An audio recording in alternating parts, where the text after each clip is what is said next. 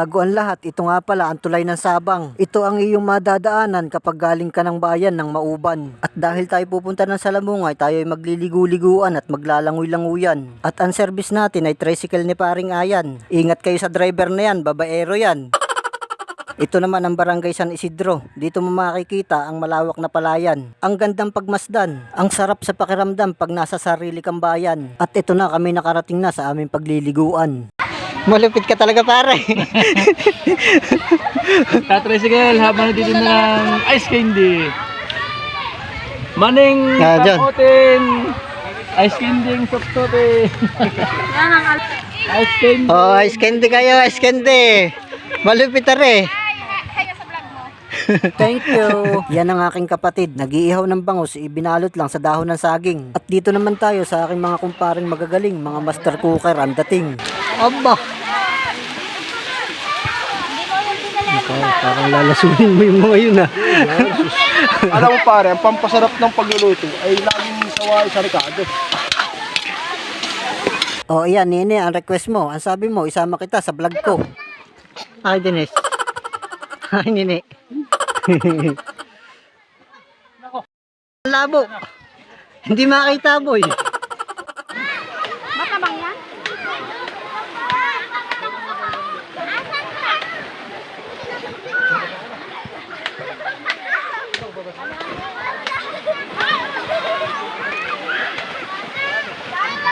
Oh, mga bata ay. Boom! Baka mapapunta sa ano ah!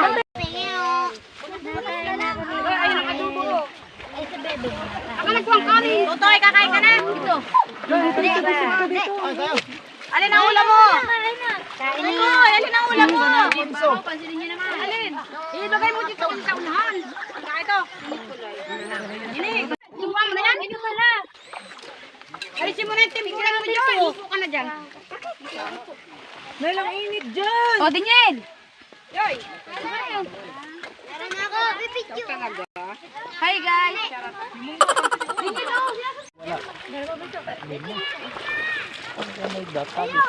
Lola, bilin pa dyan natin. Hindi magkakaha na halata pag sa kaha. Ano, tindang sigarilyo?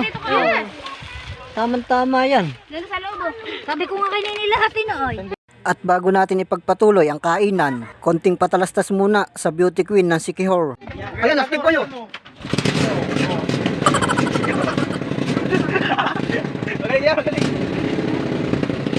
Oh!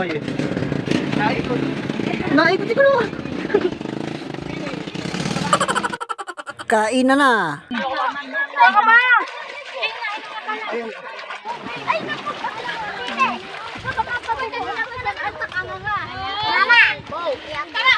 Hindi, kain pa.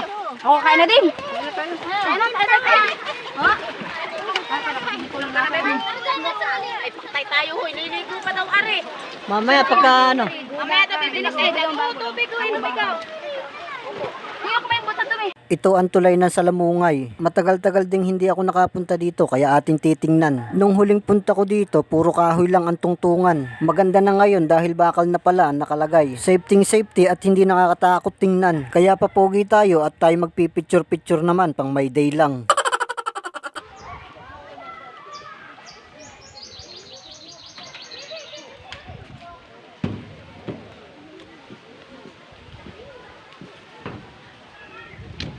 Ito nga pala ay aming sinasakahan. Dito kami nanguhuli ng mga susu, bibi at saka mga hipon. Kaya dito kami nagpiknik dahil napakasarap ng tubig at napakalamig. At hindi maalat ang tubig, hindi katulad sa dagat. Mangingitim ka na, sasama ka panlalaki.